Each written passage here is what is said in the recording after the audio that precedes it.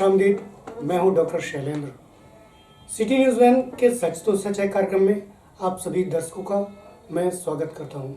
इस कार्यक्रम में हम पेश करते हैं हर सप्ताह एक ऐसी हस्ती को जिसे आपने प्यार दिया, नाम दिया, सम्मान दे बड़ा बनाया। इससे पहले कि हम उनसे मुलाकात करें, आइए देखते हैं एक छोटी सी झलकी।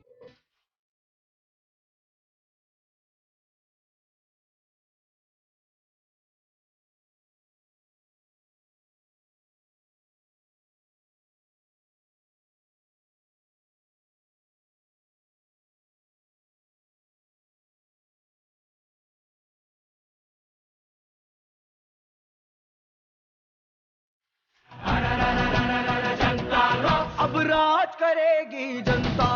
आपका राजनीतिक करियर की शुरुआत वर्ष 2011 में विधानसभा युवा कांग्रेस अध्यक्ष के रूप में हुई, जिसके बाद लगातार ऊंचाई पर करियर का बढ़ा और वर्ष 2013 में प्रदेश युवा कांग्रेस सचिव बने। सेवा भाव की कामना लेकर एलएलबी की शिक्षा के साथ साथ कंप्यूटर साइंस से पीएचडी डॉक्टर विनोद शर्मा एक ऐसे वार्ड के पार्षद बने जिन्हें पहली बार कांग्रेस के पद से चुना गया, जो कि उनकी लगन एवं लोगों के प्रति समर्पण की भावना को दर्शाता है। साथियों, आज हमारे बीच एक कुशल वक्ता एवं नेतृत्वकर्ता व जुझारू नेता डॉक्टर विनोद शर्मा जी हैं। उनके जीवन के कुछ क्षणों को जानने के लिए मैं सिटी न्यूज़ वन परिवार की ओर से उनका स्वागत करता हूं। सिटी न्यूज़ वन के इस कार्यक्रम में आपका बहुत बहुत स्वागत है विनोद जी। बहुत बहुत नमस्कार, सादर नमस्कार। विनोद जी, अगर बातचीत की शुरुआत की जाए जी, तो आपने अपने करियर की शुरुआत एक सॉफ्टवेयर इंजीनियर के रूप में की थी और हैदराबाद में आपने काफ़ी काम भी किया। इसके बाद रीवा ज़िले में भी आपकी खुद की एक सॉफ्टवेयर कंपनी रही। जी। फिर आपने इस करियर से अचानक स्विच किया और राजनीति को करियर के तौर पर चुना। आपके सामने क्या समस्या थी? सबसे पहले तो आपको बहुत बहुत धन्यवाद कि आपने हमें यहाँ बुलाया। मेरी पहले भी एक लाइन थी और आज भी एक लाइन है, होई वही जो राम रचि राखा। मेरे माता पिता ने मुझे पढ़ा लिखा करके ऐसी शिक्षा भी दी कि मैं सॉफ्टवेयर इंजीनियर बना। रीवा यूनिवर्सिटी में जब मैंने MSc IT किया तो जो टॉप 5 बच्चे होते थे उसमें मैं भी शामिल रहा। पढ़ाई लिखाई होने के बाद स्पेशलाइजेशन होता है कंप्यूटर फील्ड में। हैदराबाद गया, आया, फिर यहाँ भी एक सॉफ्टवेयर कंपनी डाली और अच्छा काम शुरू हुआ। उमा भारती जी उस समय CM थी, मध्य प्रदेश की मुख्यमंत्री थी उमा भारती जी, और उनका एक महत्वाकांक्षी प्रोजेक्ट था गोकुल ग्राम, बड़ा प्रोजेक्ट था। उस पूरे गोकुल ग्राम की वेबसाइट बनाने का जिम्मा हमको मिला, या मैं कह सकता हूँ मुझको मिला। फिर अपन ने एक कंपनी बनाई, हमारे एक ग्रुप में काम करके। एक ग्रुप बनाए और उसका सपना हुआ विंध्या ग्रुप टेक्नोलॉजी, माने विंध्य का ग्रुप हो, उसका कोई मालिक ना हो, अपन सब बनाए। हम लोगों ने बहुत काम किया, उसमें काम किया, अन्य योजनाओं में काम किया। जीवन में कुछ परिवर्तन आते हैं। मैंने कभी सपने में नहीं सोचा था या मेरे परिवार के लोगों ने सोचा था कि राजनीति की भी फील्ड में आना होगा। मतलब कुछ ऐसी घटना भी है कि राजनीति में क्यों नहीं आना होगा, मैं उसमें नहीं जाना चाहता। एक किसी नेता का हमने घटना देखा और उसको मुझे ऐसे अंदर मेरे दिल में लगा कि यार नेता अच्छे नहीं होते, इसलिए मुझे राजनीति में नहीं आना था। मतलब ये पहले से ही सोच रखी थी कि मतलब राजनीति अच्छी नहीं है? हाँ, ये वो अनुभव मेरे साथ ही बीता था, वो अनुभव भी मेरे साथ ही बीता।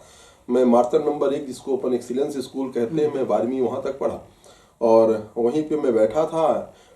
अवार्ड एनुअल फंक्शन जो होता है उसमें अवार्ड फंक्शन चल रहा था, मुझे भी इनाम मिलना था, क्योंकि किसी न किसी उस विधा में हाँ कहीं ना कहीं पार्टिसिपेट करते थे और प्रथम द्वितीय आते थे, प्रथम भी आते थे, तो अवार्ड भी मिलना था। तो उसी जो नेताजी वहाँ के चीफ गेस्ट बने थे, तो मैंने देखा कि शिक्षा के प्रति या जो लड़के पार्टिसिपेट कर रहे हैं उनके प्रति उनकी भावना क्या थी। तो मुझे उनका जो फेस मैंने पढ़ा तो मुझे लगा कि यार सबसे यदि कोई गंदी चीज़ है तो राजनीति, और मुझे इसमें नहीं जाना। अब आपने बोला आना कैसे हुआ, ये बड़ी, मैं बिल्कुल सच बता रहा हूँ। मैं उस समय संजय गांधी अस्पताल बस था, उसका आउटडोर था। हम वहाँ किसी को दिखाने गए थे और जब हम किसी को दिखाने गए तो वहाँ पे एक लड़का 20-22 साल का, हम भी 24-25 साल के थे, वो 20-22 साल का रहा होगा, रोता था, रोता दिखा। मैं बोला क्या हुआ? क्या क्यों रो रहे हो भाई? उसका रोना कुछ ऐसा था कि विचलित हुआ मन। मैंने बोला क्यों रो रहे हो? बोला मेरी माँ की तबीयत खराब है, खून चाहिए। तो मैं जीवन में पहली बार ब्लड भी उसी को दिया था, उस माँ। ये कब की घटना रही? ये घटना है 2009 की, 8-9 की घटना है। तब ये हुआ कि अब राजनीति में आना है।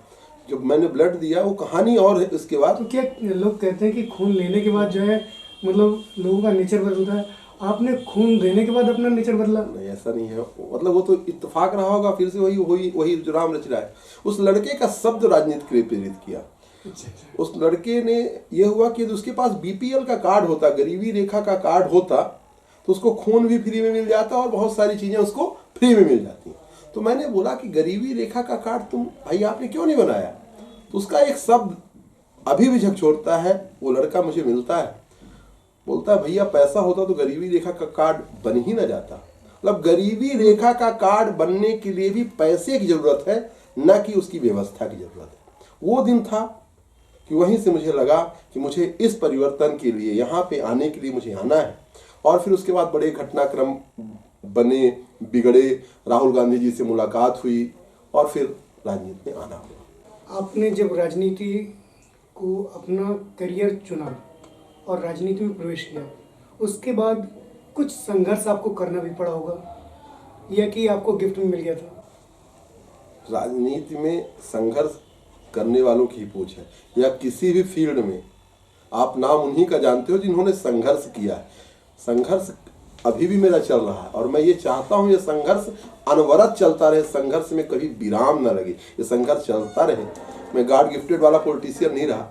जो भी किया संघर्ष किया, जनता के दम पे किया। जनता जो चाही, मेरा ये मानना है लोकतंत्र है। लोकतंत्र मतलब लोगों का तंत्र। जो जनता चाहे, जो जनता की इच्छा हो, काम वो होना चाहिए। मेरे मन का नहीं कि मैं जो चाहूँ, जो जनता चाहे। तो आपके संघर्ष के उन दिनों को क्या आप याद करना चाहेंगे? बिल्कुल याद करना चाहेंगे, हमेशा याद रहता है संघर्ष के दिन। कोई ऐसी घटना जिसने आपको बहुत अधिक मोटिवेट किया हो? घटना है, यूथ कांग्रेस का विधानसभा अध्यक्ष का चुनाव होना था। राहुल गांधी जी ने पूरे देश में यह तय किया कि नेता पेट मतलब कोख मतलब ये जो वंशवाद चल रहा है, इससे हट के अलग से जिनके अंदर जज्बा है वो लोग आए। तो नेता पेट से नहीं पेटी से पैदा होगा, ये उनका नेता बनो, नेता चुनो नारा दिया। हमने यूथ कांग्रेस की सदस्यता की इसी रीवा में। और जब मैं रीवा विधानसभा युवक कांग्रेस का अध्यक्ष बना, तो हमारे एक नेता है जो मुझे ये हुआ कि राजनीति में लाना है और सब सारी चीजें। उनका एक शब्द है कि तुम जीत जाओगे सबसे पहले मेरे पास आना, बाकी मैं फ्रंट में तुम्हारी मदद नहीं कर पाऊंगा। क्योंकि इस समय रीवा में एक बड़ा काकस था किसी दूसरे नेता का, उनसे सब डरते थे। मैंने इंजीनियरों की, वकीलों की, डॉक्टरों की, या कहिए पढ़े लिखे तबका की, एजी कॉलेज, इन सब की मैंने मेंबरों सदस्यता कराई। और उस दौरान रीवा विधानसभा में 12-13 हज़ार सदस्यता हुई थी। सदस्यता मैंने कराई थी, सदस्यता का पैसा उन्हीं नेता ने दिया था। मैं हमेशा याद रखूंगा कि वो नेता रहे, हमको वो किए, पैसा उन्होंने लगाया और हमने मेंबरशिप की। अपनी स्कूटी से जा करके फोटो खींचो, आधार कार्ड लगाओ, ये करो, और सब सारी चीज चलता रहा। वही संघर्ष का पल की जब आप साथ में भी हो और साथ में नहीं हो, क्योंकि आपके अंदर डर है, और जब डर है तो आप नेता नहीं बन पाओगे। जब आपने राजनीति में प्रवेश किया, तो हम अगर देखते हैं कि किसी भी फील्ड में जाते हैं तो कोई ना कोई एक हमारा गुरु होता है जी। तो आपके राजनीतिक गुरु कौन थे? ये बड़ा टिपिकल क्वेश्चन है। ये ठीक ऐसे मानिए सलेम भैया कि जिस प्रकार बच्चा पढ़ता है, मेरा क्वेश्चन ये था, इसीलिए था क्योंकि आप जिस फील्ड से आए थे, क्योंकि आपका बैकग्राउंड जो है मातृपक्ष या पितृपक्ष देखे तो सभी शासकीय जॉब वाले थे। फिर अचानक आप जब इसमें आए तो ये तो हम नहीं बोल सकते कि आपका जो पैतृक पृष्ठभूमि है वो राजनीतिक है। बिल्कुल आपने सही बोला। मैं ननिहाल पक्ष जो है, जो त्यूनी गांव बिलोंग करता है, मेरे नाना जी के पिताजी प्रिंसिपल थे और बड़े उस क्षेत्र के बड़े शिक्षाविद थे, भानुजा प्रसाद द्विवेदी। फिर नाना जी हमारे शिक्षक रहे। और हमारा जो पितृपक्ष है, हमारे बब्बा विशुद्ध किसान थे, उनके पास जमीन थी। पिताजी हमारे रिटायर हो चुके हैं, गवर्नमेंट एम्प्लॉई थे। तो कोई दूर दूर तक राजनीतिक पृष्ठभूमि का नहीं था। अब बात आती है गुरु की, तो गुरु ठीक उस प्रकार से होता है जिस प्रकार से हम जब पढ़ाई किए तो पहले हमारी नहीं कहते हैं कि प्रारंभिक गुरु माँ होती है। तो राजनीति में मेरा प्रारंभिक गुरु राहुल गांधी हुए, क्योंकि उन्होंने युवाओं के लिए दरवाजा खोले। यदि वो खोले ना होते दरवाजा तो मैं यूथ कांग्रेस का अध्यक्ष न बनता और इसके बाद में आज यहाँ न पहुँचता, आपके सामने मैं इंटरव्यू न कर रहा था। फिर प्राइमरी शिक्षक होती है तो प्राइमरी टीचर होते हैं, फिर हायर स्कूल शिक्षक होते हैं, फिर आप उस विधा में पीएचडी कर लेते हो, आप भी हो हम भी हैं। नहीं, लेकिन एक ऐसा भी गुरु होता है जिसको हम खुशी में या फिर दुख में अवसाद के टाइम पे भी हम याद करते हैं। निश्चित तौर और पे ये एक हमारा वो मतलब एक आइडियल पर्सन हो जाता है। आज की डेट में मैं ये मानूं रीवा का ही हमारे बहुत सारे गुरु, मैं सबको याद करता हूं जिन्होंने हमको साथ दिया, वो सब जानते हैं, आप भी जानते हैं। पर मैं सुखेंद्र सिंह बन्ना का नाम लूंगा। सुखेंद्र सिंह बन्ना का नाम इसलिए लूंगा क्योंकि उनके पिता भी कोई विधायक नहीं थे, कोई सांसद नहीं थे।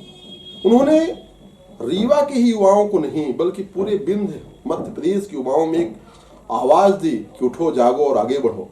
एक साधारण घर का लड़का विधायक बनता है, यूथ कांग्रेस के जिलाध्यक्ष रहे, और जितने भी इसके बाद युवा कांग्रेस के चुनाव भी होते हैं तो उसमें कहीं ना कहीं उनकी एक हिस्सेदारी होती है और वो ये प्रेरणा देते हैं। मैं गुरु इसलिए उनको बोल रहा हूँ। तो ये कह सकते हैं कि वो आपके प्रेरणा स्रोत भी रहे और मैं उनसे बीच में जुड़ा। अब ये मैं चाहता हूँ कि हमारा और उनका साथ गुरु और शिष्य के साथ अंतिम तक चले। मैं जो मेन लाइन बताना चाहता हूँ आपके माध्यम से सब लोग जाने, उनके अंदर एक अच्छाई है कि जो अच्छा है, जो अपना हो तो है ही नहीं, जो अपना नहीं है और उसके अंदर अच्छाई है तो ये कहते हैं कि विनोद देखो उसके अंदर ये अच्छाई है, ये स्वीकार करो तुम कि ये इस फील्ड में, इस मैटर में वो तुमसे अच्छा है। इसलिए मैंने उनको अपना गुरु मान लिया है। बाकी मैं देश में राहुल गांधी, प्रदेश में हमारे आप देख ही रहे राहुल भैया हैं, अरुण यादव जी हैं, कमलनाथ जी हैं, नई टीम में बड़े नेता उमंग सिंघार जी जैसे बड़े नेता, दमंग नेता हैं, तो ये सब है। और रीवा या हमारे साथ सुख दुख में आज की डेट में गुरु शिष्य की वो है, तो मैं गुरु अपना सुखेंद्र सिंह बन्ना को मानता हूँ और मैं उनका शिष्य हूँ, इसमें मुझे कोई दिक्कत नहीं। विनोद जी, आप अपनी जिंदगी का सफर कैसा देखते हैं? मैं चाहता हूँ कि ये संघर्ष चलता रहे अनवरत। आप नगर निगम के पार्षद भी हैं। 2015 में आप पार्षद के रूप में चुने गए जी। और इसी बीच रीवा नगर जो है एक विकासशील रीवा के रूप में अग्रसर हो रहा है, इसे आप कैसा देखते? रीवा बहुत पीछे चला गया। हम बात करते हैं रीवा जब बहुत छोटे छोटे थे तो मध्य प्रदेश छत्तीसगढ़ एक था और घरों में कहावत चलती थी राजभोगी शहर, रायपुर, जबलपुर, भोपाल, ग्वालियर, इंदौर, 5 ये बड़े शहर महानगर माने गए। रायपुर छत्तीसगढ़ में चला गया। फिर बी कैटेगरी के शहर आए। बी कैटेगरी में वो शहर हैं जो संभाग हैं। रीवा संभागीय मुख्यालय, और संभागीय मुख्यालय होने के बाद आज हम विदिशा से पीछे हो गए। संभागीय मुख्यालय होने के बाद आज हम जो दूसरे होशंगाबाद से हम बहुत पीछे हैं। हमारे यहाँ जितनी भी फैक्ट्री लगी, चाहे जेपी लगी हो, कोई लगी हो, ये सब कब लगी? जब कुंवर अर्जुन सिंह जी मुख्यमंत्री थे या उसके पहले जो और लोग थे।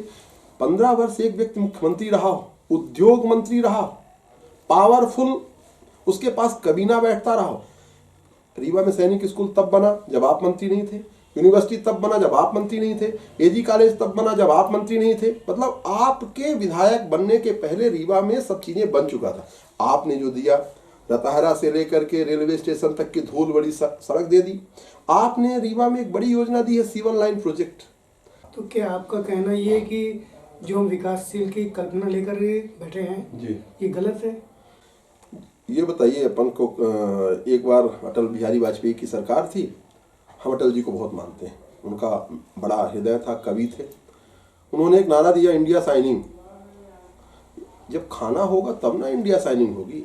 रीवा शहर में, रीवा के हर वार्ड के लड़के बेरोजगार हैं, सबसे ज़्यादा कोरेक्स पी रहे हैं, सपने नहीं देख पा रहे हैं। भाई उनको सपने, मैं कहता हूँ कोई आप फैक्ट्री लगा देते, रीवा की बड़े सोलर प्लांट की आप क्रेडिट लेते हो, कितने लड़कों को रोजगार दिलाया आपने? उद्योग मंत्री रहते हुए 1-2 फैक्ट्री तो रीवा में बनती थी ना। लेकिन ये भी कहा जाता है कि यहाँ फैक्ट्री के सेक्टर्स में कि जो लोकल रहते हैं जी, और खासकर रीवा के लोग राजनीति से ज़्यादा प्रेरित होते हैं अपेक्षाकृत काम के। तो क्या ये सही है? चलिए मैं मान लेता हूँ, आपकी बात को मैं मान लेता हूँ। ये करता कौन है? कराने वाले लोग कौन है? रीवा में सांसद बीजेपी के हैं, विधायक लगातार हैं, इस समय तो 8 विधायक बीजेपी के हैं। मैं कहता हूं एक फैक्ट्री रीवा में लगा दो, रीवा के लड़कों को रोजगार दे दो। जब रीवा के लड़कों को रोजगार दे दोगे, हर जगह होता है, मुंबई, महाराष्ट्र, दुनिया में, गुजरात, ये अभी चूंकि कोरोना का काल चला, लॉकडाउन ने पूरी दुनिया को हकीकत दिखा दिया। सबसे ज्यादा मजदूर कहाँ के आए? बिहार, उत्तर प्रदेश और मध्य प्रदेश। क्या हमारा ये प्रदेश केवल मजदूर प्रदेश बन के रह जाएगा? क्यों? हमारी नीतियों के कारण। हम यदि काम देंगे किसी को, तो जब काम देंगे तो उसके पास सपने होंगे, वो सपना होगा तो अपने आने वाली पीढ़ी, अपने बच्चों के लिए वो प्लानिंग करेगा, और जब प्लानिंग करेगा तो शहर आगे बढ़ेगा, प्रदेश आगे बढ़ेगा। पर हमारे रीवा के युवाओं के बच्चों, जो नए लड़के हैं, उनके सपने जो चूर किया है, उसका कोई तो दोषी होगा ना। रीवा को जो कोरेक्स पिलवा रहे हैं, उसका कोई तो दोषी होगा ना। ये तो जैसे कि स्वास्थ्य की बात है ये जी, और शिक्षा की बात रही, और रीवा स्वास्थ्य और शिक्षा में गढ़ भी है। ये कहना अतिशयोक्ति नहीं होगी, क्योंकि हर प्रकार की शिक्षा रीवा में है और स्वास्थ्य की उत्तरोत्तर उन्नति हो रही है। निश्चित तौर पे आपका प्रश्न बड़ा लाजमी है, और मैं उन्मुक्त कंठ से प्रशंसा करता हूं कि रीवा कभी शिक्षा का गढ़ रहा है नहीं, गढ़ रहा है, पहले था। इंजीनियरिंग कॉलेज, एजी कॉलेज, मेडिकल कॉलेज, सैनिक स्कूल, जितने भी यूनिवर्सिटीज, इवन जैसे यहाँ कोई उस समय हम लोग सुनते थे, हमारे दोस्त भी रहते थे, तो दोस्त के मान लीजिए पिताजी डिप्टी कलेक्टर है, तो उसके डिप्टी कलेक्टर पिताजी का ट्रांसफर हो जाता था, तो वो मेरे याद है, एक द्विवेदी अंकल थे, वो रीवा में डिप्टी कलेक्टर थे, उनका बेटा था पीयूष, होशंगाबाद रायसेन के रहने वाले थे। तो पीयूष ने हमारे घर के बगल में किराए से कमरा लिया, उसके पिता का ट्रांसफर हो गया, पर उन्होंने कहा कि मैं अपने बेटे को रीवा में पढ़ाऊंगा। इतनी अच्छी थी रीवा की शिक्षा व्यवस्था। पर अब जो वर्तमान शिक्षा व्यवस्था है, रीवा के हर बड़े जो उद्योगपति और एक क्रीमी लेयर लोग हैं, इवन रीवा के विधायक हों या बड़े लोग हों, यदि उनको रीवा की शिक्षा व्यवस्था पर इतना भरोसा होता तो उनके बच्चे रीवा में पढ़ रहे होते। वो अपने बच्चों को रीवा में ही नहीं, बल्कि प्रदेश में नहीं, प्रदेश के बाहर के शहरों में पढ़वाए या विदेशों में पढ़वाए। ये है उनके शिक्षा का महत्व। इसका कारण क्या है? उन्होंने शिक्षा पे ध्यान नहीं दिया। उन्होंने केवल जो कंक्रीट का जाल बिछा करके लोगों को बताना चाहा कि ऐसा ऐसा है, उसमें ठेकेदारों के माध्यम से खुद ठेकेदार बन बैठे और पैसा कमाए। शिक्षा की ओर ध्यान नहीं दिया। एक भी रीवा में मॉडल स्कूल इन्होंने बनाया, एक भी रीवा में इन्होंने, लो आप उनसे पूछिए कि कभी कोई एक चीज तो बना देते। चलो, मैं 45 वार्ड है रीवा नगर में, 45 वार्ड में एक उनका भी वार्ड है जिस वार्ड में वो रहते हैं, उसी वार्ड को एक अच्छा आदर्श वार्ड बना देते। तो रीवा की बात करेंगे, रीवा है और अपने अन्य यहाँ के, तो रीवा में हम लोग बहुत पीछे हैं और उसके किसी न किसी व्यक्ति को क्रेडिट देना पड़ेगा, चाहे आप दो, जनता दे रही है। बातचीत का सिलसिला हम जारी रखेंगे, लेते हैं एक छोटा सा ब्रेक।